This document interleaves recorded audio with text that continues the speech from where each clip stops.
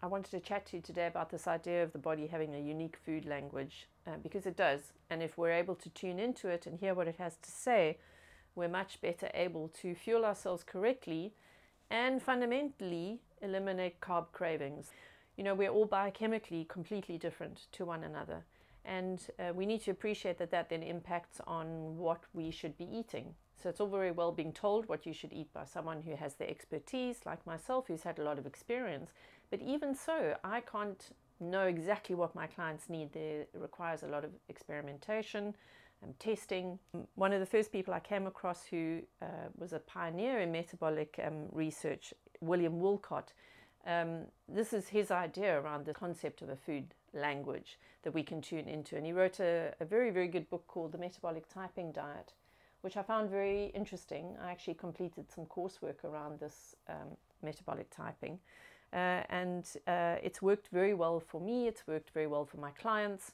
And so I'd like to share some of that with you. In general, your meals should not be about what you've got available to you in the fridge. Your meals should be, they should be something that you instinctively know will work at a particular time of day and must look a certain way. Before you eat, you're going to assess three areas: your appetite, your energy, and your taste. So from an appetite point of view, you want to ask yourself, could I eat a hamster or could I eat a horse? A hamster being 1 and a horse being 5. So your scale is 1 to 5. And by the way, it's not a South African thing. We don't eat hamsters and we don't eat horses. It's just an expression. So light appetite, heavy appetite, and then or somewhere in the middle. In terms of energy, could you go back to bed, or could you get your shoes on and go to gym? Okay, 1 being, oh, I'm going to climb back into bed. 5 being, I could go to gym. And then you assess in taste. So do I feel like, I don't know, a bowl of soup and a piece of toast, or do I want rusty smoked salmon, avocado, cream cheese, the whole works, or somewhere in between? Let's say I've got a score of between 3 and 7. That means I'm probably going to want something that's more high carb. A score of 11 to 15 will mean I'm probably going to need more fat and possibly more intensive protein in there, like red meats or dark meats, or possibly, not necessarily. And then between the two, between 7 and 11, I'm going to need a mix of those two things. So let's take a salad as an example. If I'm going to put a salad together, a salad looking at 3 to 7 is going to be mostly greens with a little bit of avocado, maybe a bit of feta cheese and a few olives, and a little bit of oil thrown over the top.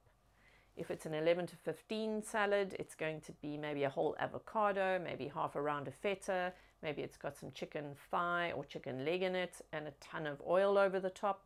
And if it's between 7 and 11, it's going to be somewhere between the two, and it may or may not be chicken thigh, it may be chicken breast, it might be something a little bit lighter. Every protein will act differently. But those meals are going to look different even though they are comprised of a similar thing. And that's the thing that we've kind of got to get into, is this idea of the score that I've got. Let's try and match it with what that meal should look like in terms of carbs, proteins, and fats.